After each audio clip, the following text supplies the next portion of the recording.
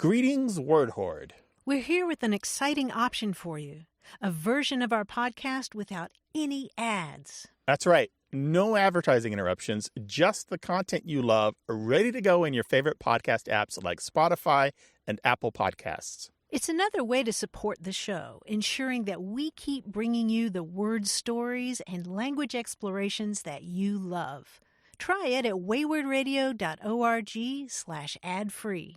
And it's affordable. For just a small subscription fee, you can enjoy A Way with Words uninterrupted, except by us. Plus, it makes a great gift. Know somebody who loves language as much as you do? Give them the gift of words. Easy to sign up, easy to enjoy. It's the same A Way with Words, just streamlined for your listening pleasure. Go to waywardradio.org/ad-free. Support us, support the show, and enjoy an ad-free listening experience. waywardradio.org/ad-free. Thank you. You're listening to A Way with Words, the show about language and how we use it. I'm Grant Barrett. And I'm Martha Barnett. In English, if we're talking about something that's not going to happen, we might say it's going to happen when hell freezes over or when pigs fly.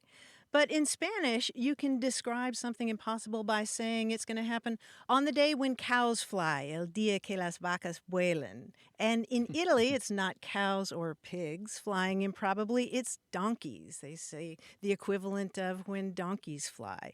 And it turns out that there's a fancy name for this rhetorical device. It's called an adynaton.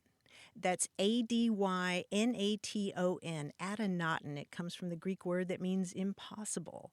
And adynatons go all the way back to antiquity, and you'll find them in lots and lots of languages around the world today. Like in the Malay language, for example, they'll say that's going to happen when cats grow horns. Cats get up to all kinds of trouble. I wouldn't put it past them.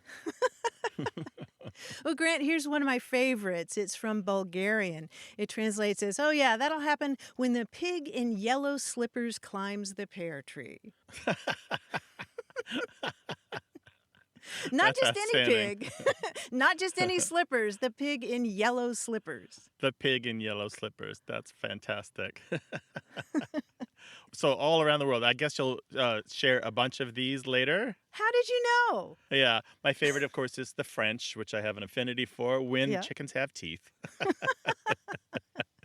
Well, don't wait until chickens have teeth to give us a call, 877-929-9673. Email us words@waywardradio.org or talk to us on Twitter at WAYWORD. Hi there. You have a way with words. Well, hello there. Well, hello. This is Kamala. I'm calling from Anchorage, Alaska, and I am so happy to be talking to you guys.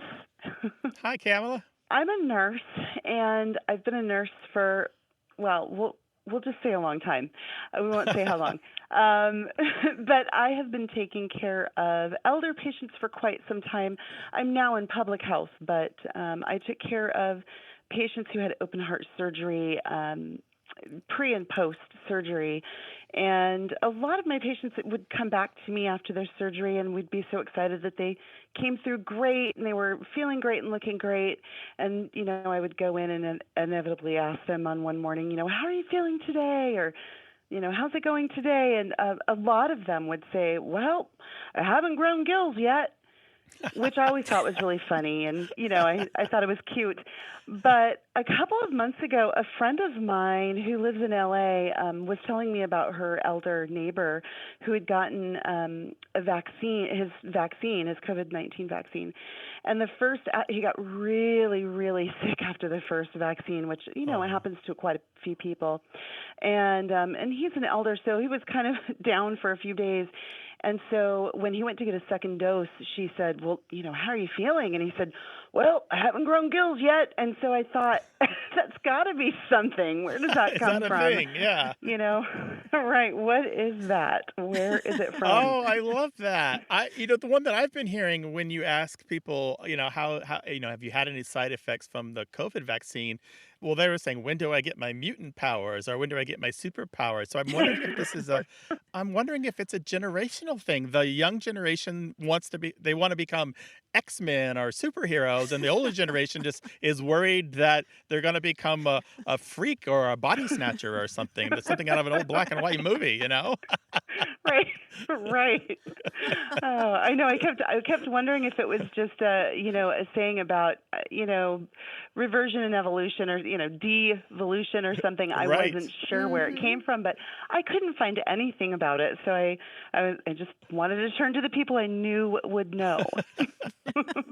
Yeah, I've seen that come up. I don't know if it's a thing, but I do love that. I love the humor around serious situations. Well,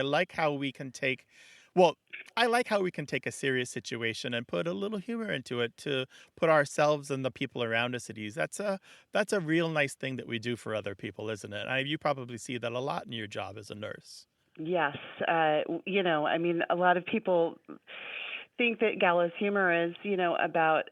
I mean, it's about dealing with really dark things in a way that we can process and handle for the moment, and it does have after effects. But yes, with patients, I want to be light, and I want to make sure I'm there for them and not. Making sure that they're not taking anything too seriously or too darkly, and I love it when patients make me laugh, because that is, it makes my day. But the whole gills thing was very funny. Yeah, that's just one of the great things about nursing and patients. I wouldn't mind gills, though. You're Right. right. Yeah, I'd love to swim with the having dolphins for gills. hours. Yeah, if I could go underwater without panicking, that would be lovely. Love that. That would be great. I could spend hours underwater. Yes. Kamala, well, we appreciate you and your profession. We have a short list that we keep of people who we appreciate. They include knitters, librarians, educators. Who else is on that list, Martha? Well, and knitters includes crocheters and people who Of sew, course. and of course, Hikers. I and Yeah. think hikers are hikers on the are on list. there, and that's a long. There are many other And people, lots of nurses. subcategories, and nurses are on there for Away sure. with Words listeners. Yeah, It's Away with a Words big, listeners. it's a big group. Nurses, medical professionals are on there for sure. So we appreciate Great. you and the work that you do. Thank you, Kamala, and good luck to you. Be well. Thank you so much. Bye. Bye-bye. Bye, Kamala. Thanks. Well, I haven't grown gills yet. Oh, what do you say when somebody asks you how you're feeling? What's the jocular response? What's the joke that you tell? Let us know. 877-929-9673. Email us with the funny line, words@waywardradio.org.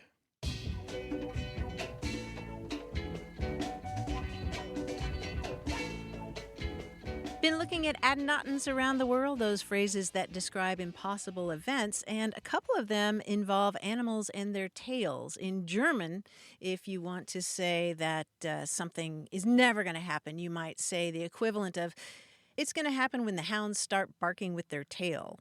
And in Latvian, you would say, it's going to happen when an owl's tail blooms.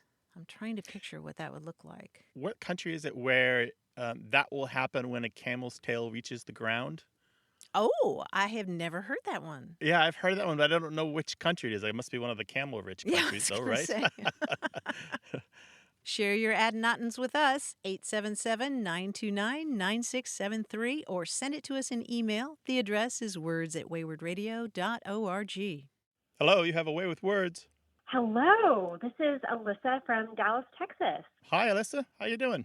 Hey, Alyssa. I started a new job about 6 months ago. I'm a management consultant, and I'm a bit of a change agent in my role. And so I've been speaking to several of our partners about things that we can optimize, things that we need to do differently, putting some new processes in place.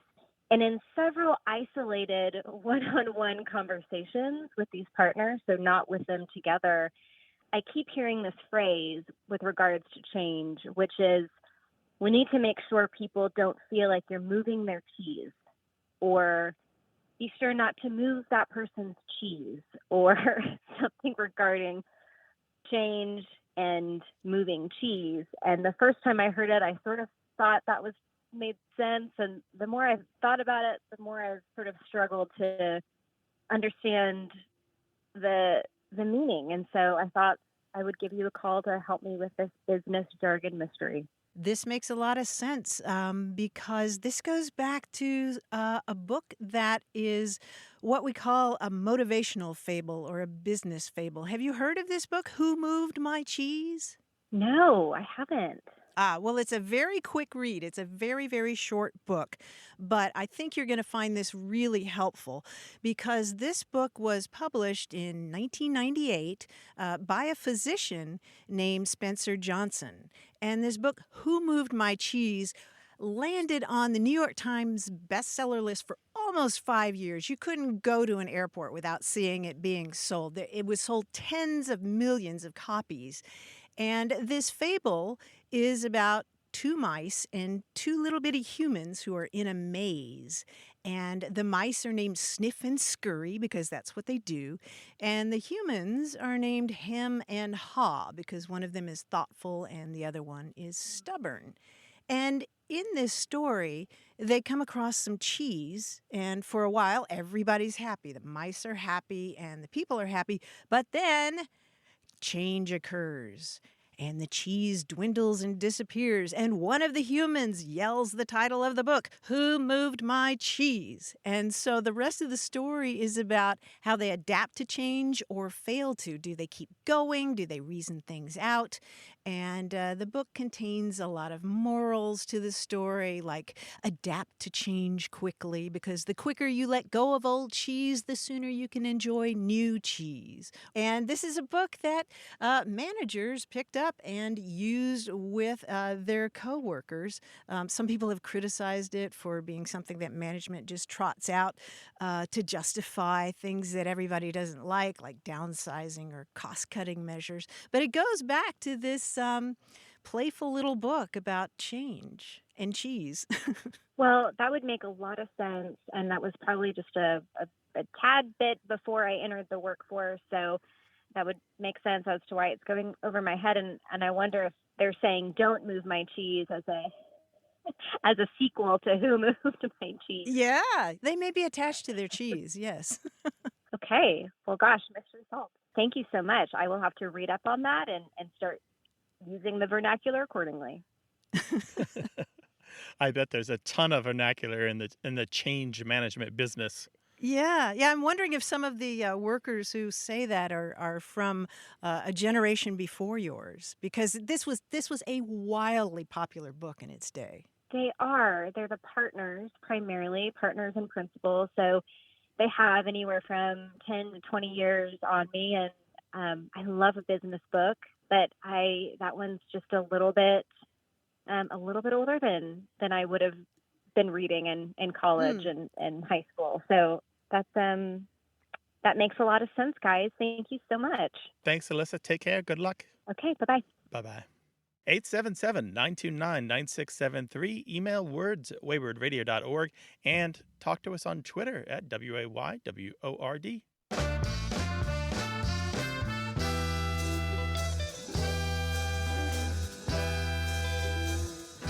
Grant, quick, how do you make the number 1 disappear?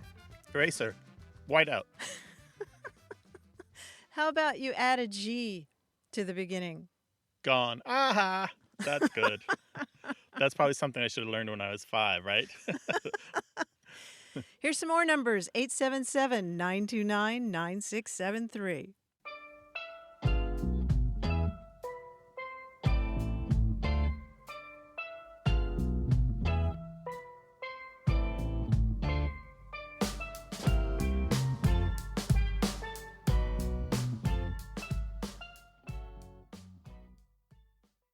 Hey, we've got something special for those of you who love our show but could do without the ads. That's right. Imagine a way with words, the same engaging conversations, the same deep dives into language without advertising interruptions. We're talking about our ad-free podcast feed. It's sleek, clean, and it's just for our supporters. It's at waywardradio.org/ad-free. It's inexpensive, easy to sign up for, and works with all major podcast apps like Apple Podcasts and Spotify. It's an affordable way to support the show and get a seamless listening experience.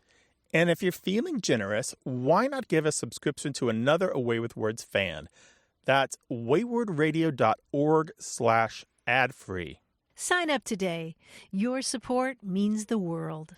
waywardradio.org/ad-free. Thank you.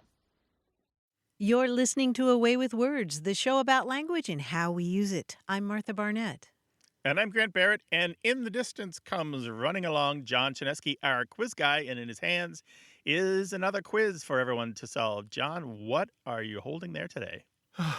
Oh God, I'm so glad to finally be here. Yes, I have here for you a quiz. Let's get to it. Woo! I'll describe for you guys a two-word phrase. Both words of the phrase have A as their only vowel. Now, for example, I've got my own private shaded spot next to the pool, but they only allow one type of fruit. Won't you join me in my Banana cabana. banana cabana? Yes, exactly. Cabana. Okay. Banana cabana. Banana cabana. I knew you'd get that one, yes. So once again, all of these are two-word phrases. The only vowel is A. And I have to tell you, each one has at least 3 A's, okay? Each word. Wow. Yeah. Okay. Here we go. I wonder if Mani Gandhi's daughter Ella Gandhi and her brother Arun Gandhi ever called their most famous relative this. Grandfather Mahatma. Mahatma you got. Let's see if you can find a word with 3 A's in it that means this, the same as the word, yeah. Grandpapa Mahatma. Yes, yes. Grandpapa Mahatma. Yeah, why not? They say making superficial changes or cosmetic changes to a product to disguise its failings is putting lipstick on a pig. But suppose all you have is an earth pig and eye makeup. Aardvark Beauty Mark. No, wait, that's only 2 A's and close. 3 words. Sorry. The first part. Eye makeup. Mascara. Aardvark mascara. There you Yes, go. Aardvark mascara. Very nice. Nice teamwork. There you go. Double A again, too. Yeah. Speaking of mascara, when puzzle people see the word mascara, we do a little wordplay and we think of it like this. Do you now? Yeah. Mascara anagram? Something? Close. Anagram. We think of what instrument? Maracas anagram. Yes, maracas anagram. Nicely done, Martha. Very good. I wonder if this southernmost Central American country has a fleet of ships to defend its famous canal. What would that be? Panama. The fleet of ships. Armada. Armada. Yeah. Yes, again, teamwork works. Panama Armada. Now, Panama has a Servicios Nacional Aeronaval. Doesn't have anything resembling an armada. Many people know how sled dogs carried diphtheria serum from Nanana to Nome in 1925. Did you know they traveled together in a long line of sleds? It was the most famous Alaska caravan. Yes, Alaskan caravan. As my friend Fonzie would say, you guys, you did really well on that A's puzzle. Good job. Thanks, John, for the quizzes. We appreciate it, and we'll see you next week. Give our best to the family. You too. Talk to you then. All right, take care. And you can goof around on the air with us as well. Just give us a call, 877-929-9673, or send your stories and questions about language to words@waywardradio.org. Hello, you have a way with words. Hi, my name is Justin from Dallas. Hey, Justin, welcome. What's up? Well, thanks for having me. So my question today has to do with the translation of names between English and Spanish. I mean, a lot of them are really straightforward, but there are a few that really confuse me, and I wonder the roots, of the translation. The main one is my first name, William, which is translated to Guillermo. I have asked many people, scholars in Spain and in Central America, and no one's ever been able to give me a real explanation for why William becomes Guillermo.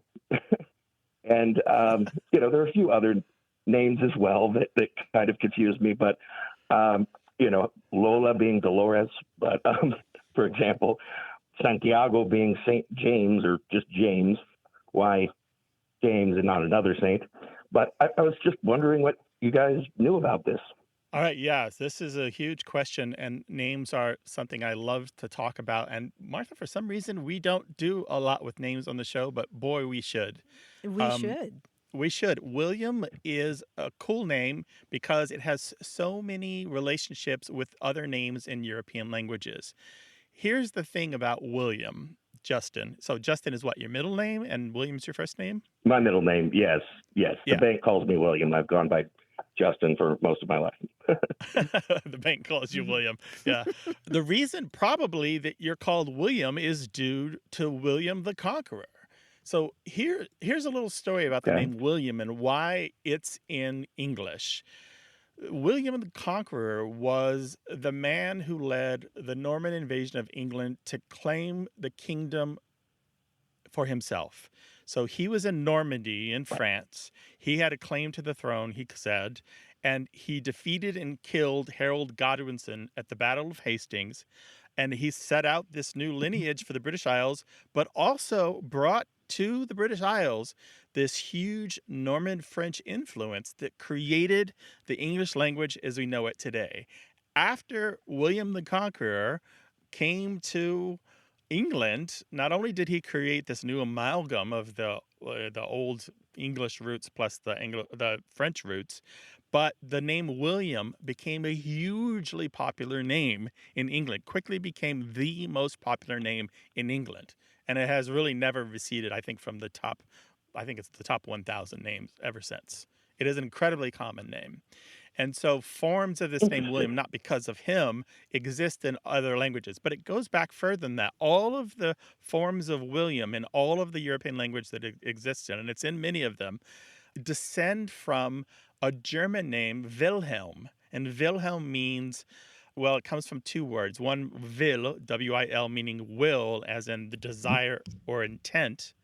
Will meaning desire, and like I have the will to do this, and Right, helm yeah. meaning helmet, the thing you put on your head to protect it.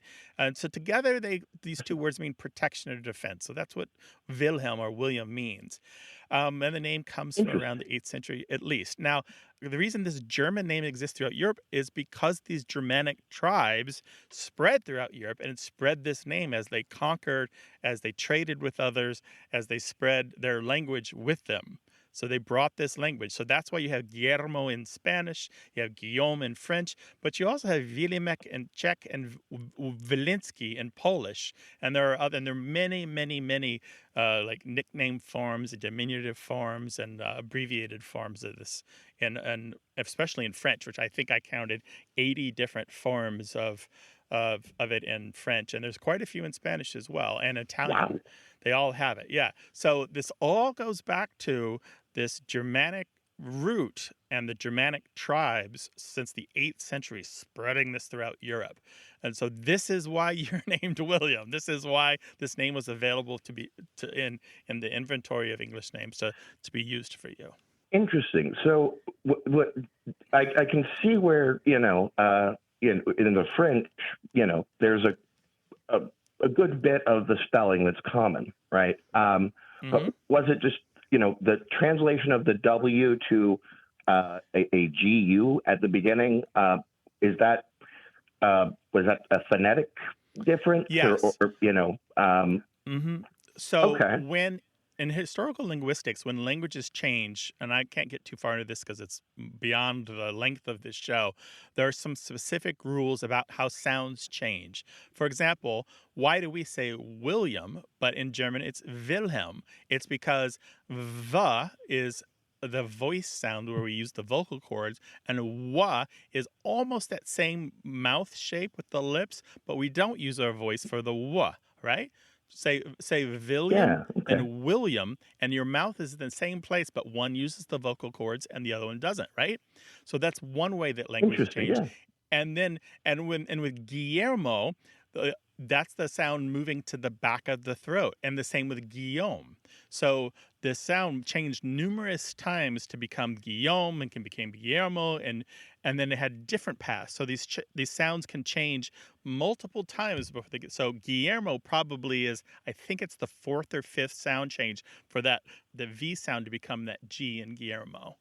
And you see the same kind of change between the English word for war and the Spanish word for war, which, as you may know, is guerra.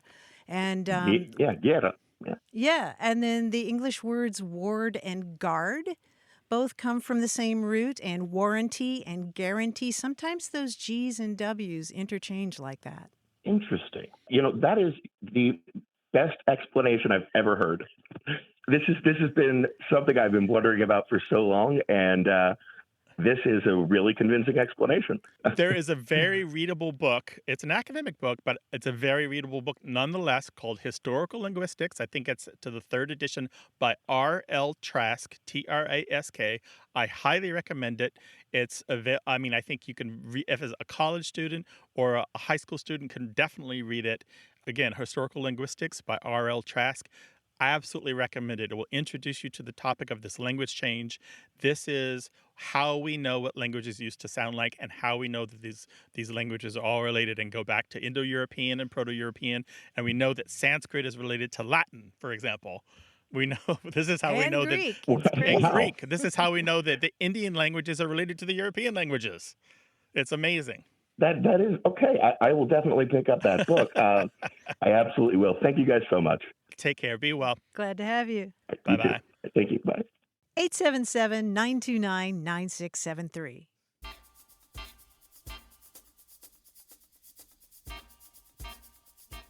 Getting back to our conversation about expressions that describe an impossible event, like when hell freezes over, there's actually a great example of this in a poem by W.H. Auden. The poem As I Walked Out One Evening has this little passage in it that goes, I'll love you, dear, I'll love you till China and Africa meet, and the river jumps over the mountain, and the salmon sing in the street. I'll love you till the ocean is folded and hung up to dry, and the 7 stars go squawking like geese about the sky. How great is that? That's fantastic. That's love. He's going to love his sweetie till impossible things happen, which basically is forever. That's very nice. 877-929-9673. Hello, you have a way with words. Oh, hi. This is Sue from Santee. I wanted to ask about the phrase, do it up brown. It's something I haven't heard in a while.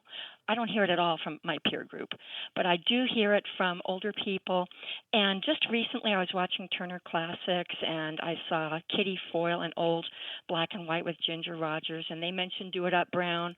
And then another movie I saw, so it's like clearly it's an older deal, but I do hear it once in a while.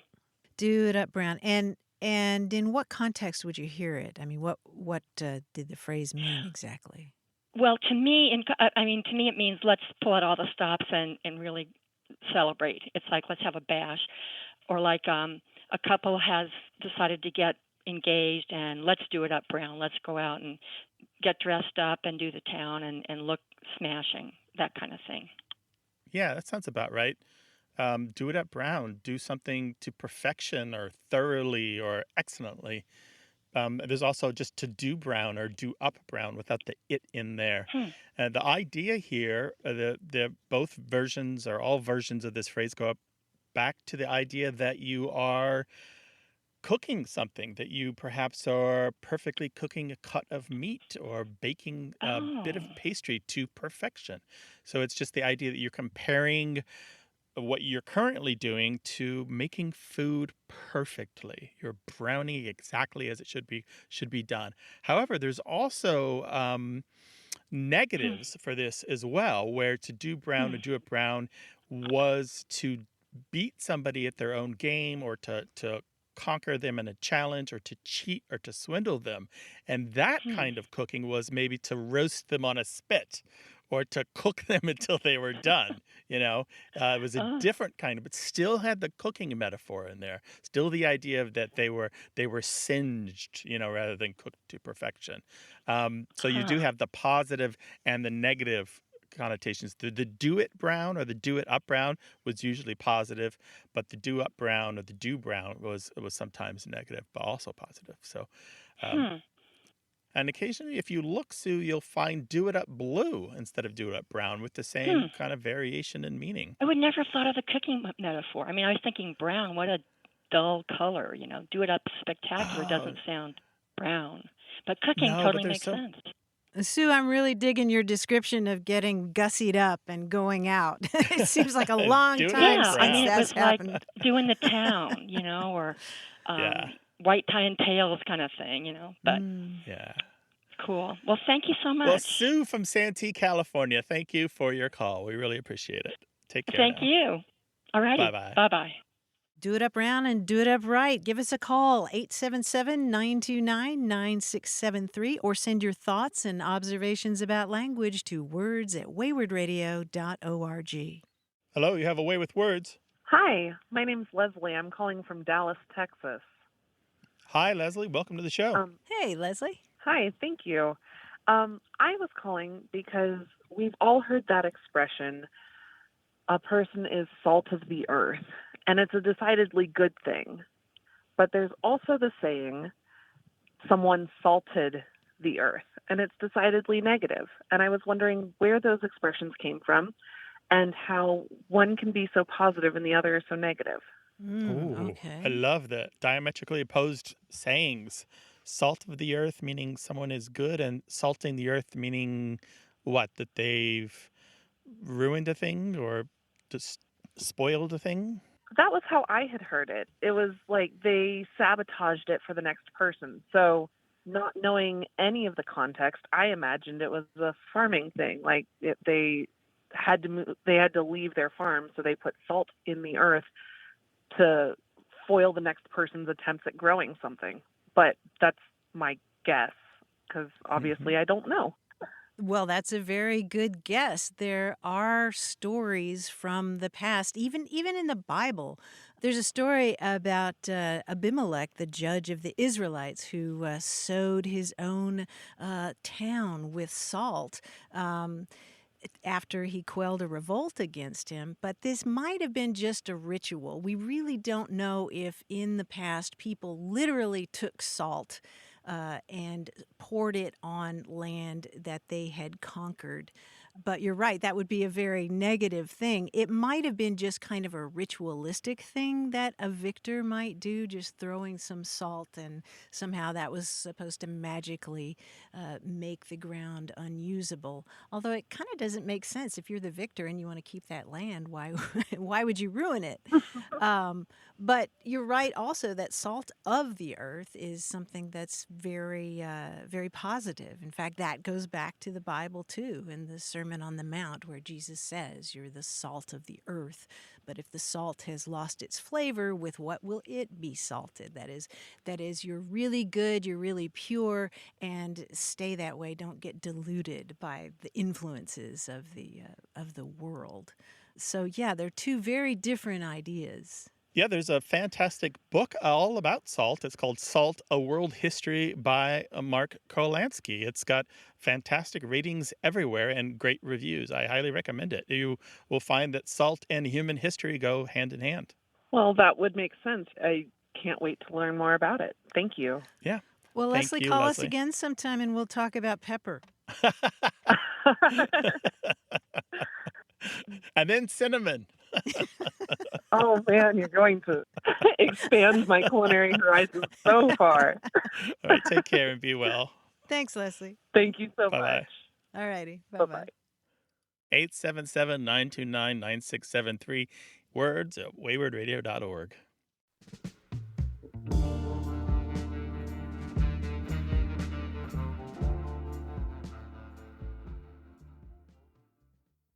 Got a minute?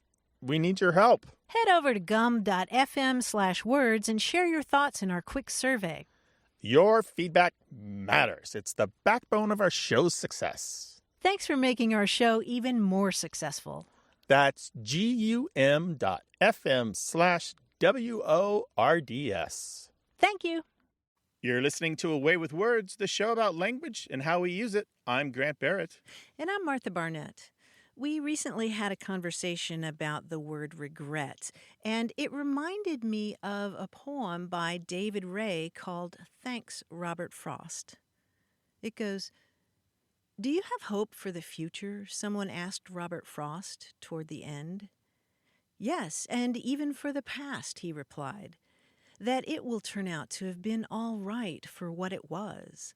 Something we can accept, mistakes made by the selves we had to be, not able to be perhaps what we wished, or what looking back half the time it seems we could so easily have been, or ought.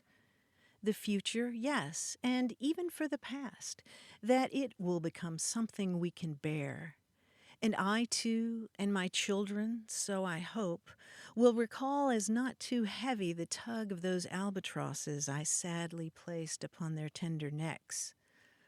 Hope for the past, yes, old Frost, your words provide that courage, and it brings strange peace that itself passes into past, easier to bear because you said it rather casually as snow went on falling in Vermont years ago."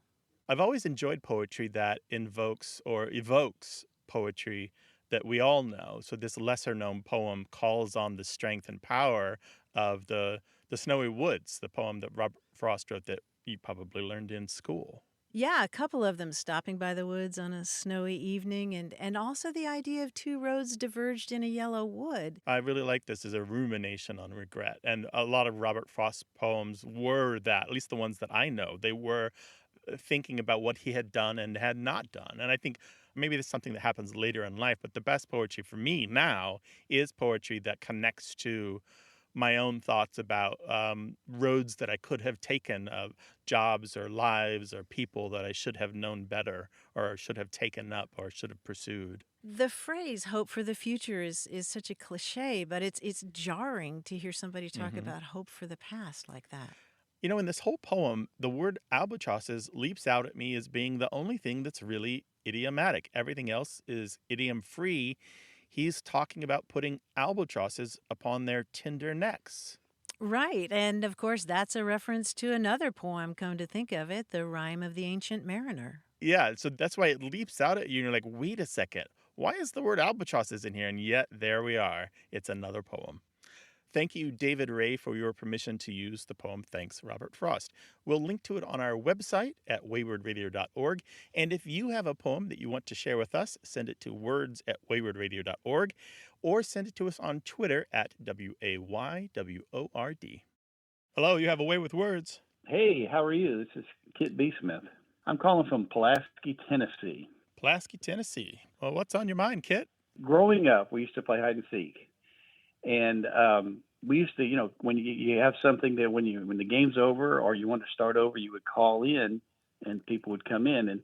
And over the years, I've heard people say different things. Like some people say, "Ali Ali Oxum free," or somebody said something about King somebody or other, whether they're free, whatever. And I never heard it. But when we said it, we would say, "All y'all come in free.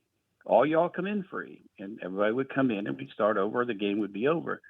So I'm just wondering, what are you really supposed to say? Is there something about an ox or something? Is there something about a king?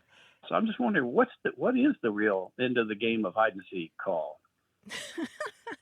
So all what y'all come in free. I like that. I do like that a lot. It makes sense. It's perfect. Yeah. Well, it made sense to us.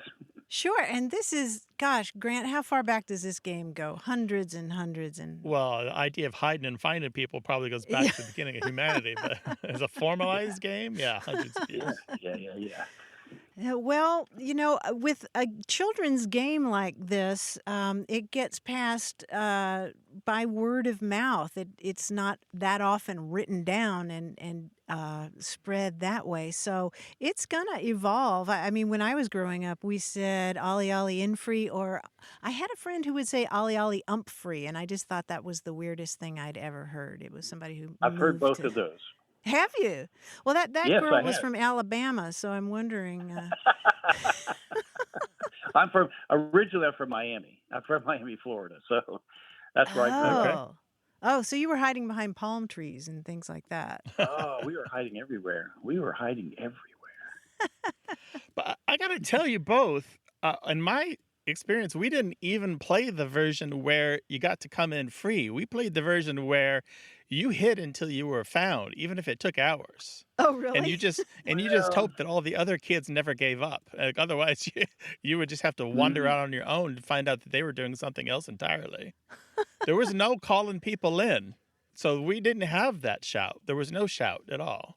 But Martha, I'm with Yeah, you. I'm looking at the Dictionary of American Regional English. There's dozens of versions of this. Ollie, Ollie, auction free, like heard that one. Auction. And then my favorite one is Ole Ole Olson, all in free, like like Ole Olson, the famous jokey character in the Scandinavian parts of the country. There's all these Ole Olson jokes. And the obvious ones like all home free. All of them have the idea that if you're out there, you can now come in and the game can start over and somebody else is it, right? Right. Well, Kit, you are mashing the memory button for a lot of people right now. Yeah. I hope so. I hope so. Thank you very much for sharing those memories with us. Take care now. Call us again sometime, Kit. We really appreciate it. All right. Take care. Thank Bye-bye. you. Thanks, Bye-bye. Kit. Bye-bye. So I guess to answer Kit's question directly, there is no one canonical call for hide and seek. It's been No. around, as you said, forever. They'll let you know pretty quickly if they do it differently on the block. What were the catchphrases for your games? 877-929-9673 or email words@waywardradio.org.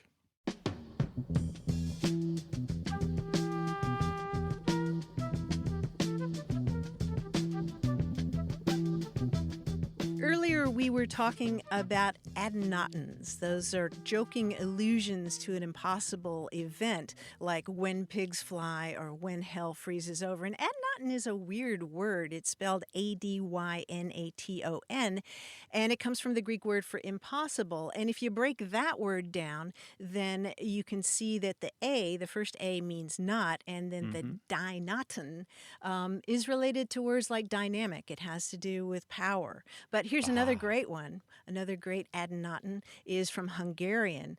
You say, yeah, that'll happen when it's snowing red. Oh, that's a good one. But you know what my favorite one is the Russian. It's something like when a crayfish whistles on top of a mountain. And another one of my favorites is when grapes grow on willows, which I think is Croatian or Serbian. When grapes grow on willows. That's really good. You know, you go all the way back to the Roman poets, and Virgil has something about when golden apples grow on oak trees, which is sort of doubly nice. improbable. I like that Right. idea of improbable fruit. Share your adynatons with us, the impossible thing that will happen. 877-929-9673 or Twitter @WAYWORD. Hello, you have a way with words. Hi, this is Tabitha from Palmer, Alaska. Hello, Tabitha. Welcome to the show. Okay, well, my mom had a word she used when I was growing up, and I used the same word on my kids.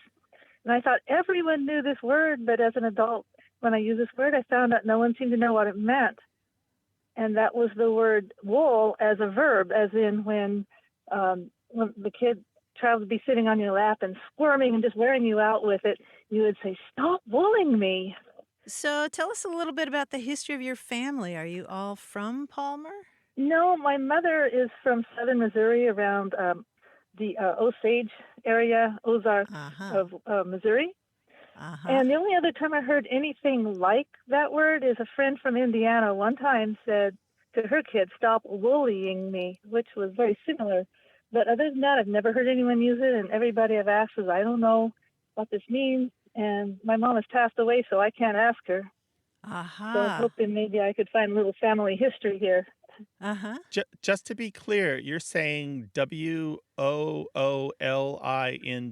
right, Tabitha? Yeah, that's how I interpret it anyway. Okay. Stop wooling me. Yeah, it sounds like WOOL. So the verb would be to wool someone, WOOL. Yes. Well, I think Grant and I both had a light bulb go on when you talked about Missouri because this is a term that you will hear particularly in the South and South Midlands and Appalachia and the Ozarks. Stop wooling me, and it has to do with roughhousing or tussling with or handling excessively. Like a dog with a toy or something. Is that your sense of it? Yeah, because, it's when a child would be on your lap or something, especially if you had to keep them there for some reason, and they're just restless and they're wiggling and squirming and they're just starting to wear you out with all that, and you just finally say, "Stop bullying me." That's interesting because a lot of times you'll hear it applied to the child itself. Like that baby's been wooled around so much today at the family reunion that she's going to sleep really well tonight. Wooling around. The etymology is a little bit murky. Some people have suggested that maybe it comes from processing wool, like picking at wool to get the little debris out. But it may well come from the idea of fleecing. When you fleece somebody, you remove something valuable, like taking wool off a sheep, and the idea sort of transferred from fleecing to stealing to tricking to just being annoying in some kind of way. Oh, I see. Yeah, annoying you with rolling around on your lap. Yeah, because my mom would say it. She did sound annoyed. She did, yeah. And this has got a century and a half of history or more, Martha? At least in print, probably older than that still. Yes, and it's particularly associated with areas of Scots-Irish settlement. Okay. Yeah, my mom, there was some Irish in the family. So that's one of your linguistic heirlooms that nobody up there in Palmer understands but you, it sounds like. I like that, linguistic heirloom. Yeah. Tabitha, thank you so much for your call. We really appreciate it, and good luck with all those woolen kids. Thank you. Bye. Great. Take care. Call us with your linguistic heirlooms, 877-929-9673. Hello, you have a way with words. Hi, this is Anna from Excelsior, Minnesota. Hi, Anna. Welcome to the show. Hey, Anna. Well, I'm here with my daughter, Quinn, and she has a question for you. I'll put her on right now. Okay. Hi. Hi, Quinn. Hi. What's up? My question is, why does a Q always end with a U? So I guess with a name like Quinn, that makes that always comes up, right? You always wonder, why is there a U after your Q? Yeah. Any guesses? Well, not really. It's just, I don't know. Well, first of all, tell us how old you are, Quinn. I am 5 3/4. 5 3/4. Oh, okay. So you're almost 6 years old. Oh, that's wonderful. Well, that's very interesting that you asked that question because Q is a very special letter. And you're right. Q has a best friend, and that best friend is the letter U. So you see Q and U together to make that qu sound in your name, Quinn, Quinn. That's how you spell your name, right? Yes. And you also see it in words like quiet and quick, which both start with QU. And there are very, very few words at all in English where Q doesn't hang out with its best friend U. But even in those words, when the Q is away from the U, like in the name of the country Iraq, it still has a K sound, but it needs the U to make that Qu sound. Can you hear the difference between the K and the Qua? Yes.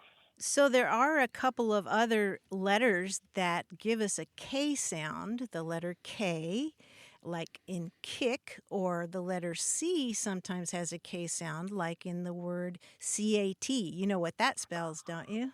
Yeah, cat. Exactly. Yeah, the C in that word has a K sound, but Q is a really special one that has a best friend that is the letter U, and that's how it makes that Qu sound like in your name. So without the U, then your name would just be Kin and not Quinn. Yeah, that would be a funny name. That would be a funny name. It's better as Quinn, I think. You sound like a Quinn to me. And I'm impressed with your spelling and reading abilities. Thank you. Can we talk to your mama? This is Anna. Anna, she's fantastic. She sounds like a bright young thing. Well, thank you. Yeah, and she's asking a question that actually has all kinds of historical linguistics behind it. So maybe she can call us again in another 10 years and we'll have a deeper conversation about it. Well, that sounds good. We will do that. You two be well, all right? Thank you. You too. Oh, she was adorable, Martha, wasn't she? Oh, she sure was. And she asked a wonderful question. She did. We've given the explain it like I'm 5 answer. So explain it like I'm 25 answer is a little deeper than that, isn't it? Yeah, it's a little more sophisticated. You know, back in Old English, in Anglo-Saxon, there wasn't a Q in the alphabet. That's right. You would spell the word quick, C-W-I-C, quick. And again, it was the French invasion, the Norman invasion, that gave us the Q and the U for a K sound. And the reason that the French had the QU, indicating a K sound, is because of the influence of Latin, which used a Q before a U to make a W sound, like in quid pro quo. And that goes back to the Etruscans, because they had 3 different K sounds. Yeah, so the Etruscans had a variation on the Greek alphabet, and they had a letter that is a lot of people won't know was a Greek letter because it was dropped. The kappa, the Qoppa, right? And that is where we got the Q. So if you're looking for the Q in the modern Greek alphabet, you won't see it. But if you can get a hold of that Etruscan alphabet, you will see something that looks very much like a Q with a straight up and down tail rather than the tail on the side. And there are a couple of really wonderful books that we can recommend about the alphabet. One of them is called Letter Perfect by David Sachs.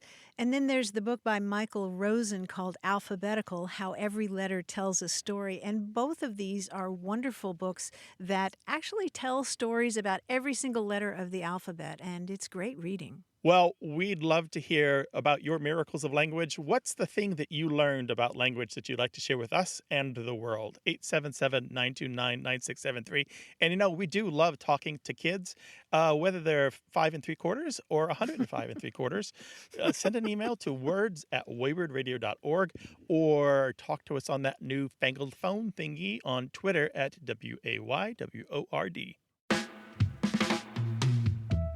Thanks to senior producer Stephanie Levine, editor Tim Felton, and production assistant Rachel Elizabeth Weisler. You can send us messages, subscribe to the podcast and newsletter, and catch up on hundreds of past episodes at waywardradio.org.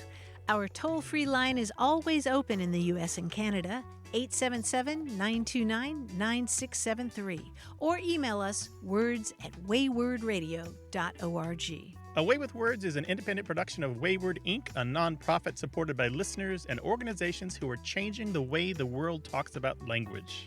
Many thanks to Wayward board member and our friend Bruce Rogo for his help and expertise. Thanks for listening. I'm Grant Barrett. And I'm Martha Barnett. Until next time, goodbye. Bye-bye.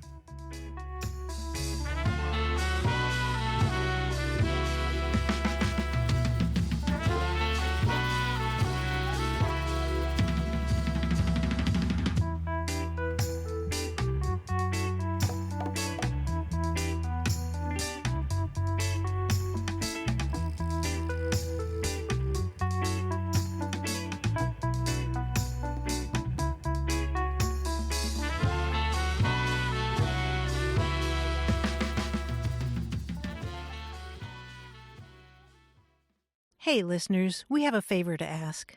We'd love for you to fill out our listener survey at gum.fm/words. Your feedback is crucial. It's quick, and it helps us make our show even better. It shapes our show, helps us plan, and ensures we're bringing you the content you love. That's gum.fm/WORDS. Thanks for being a part of what we do. Thank you.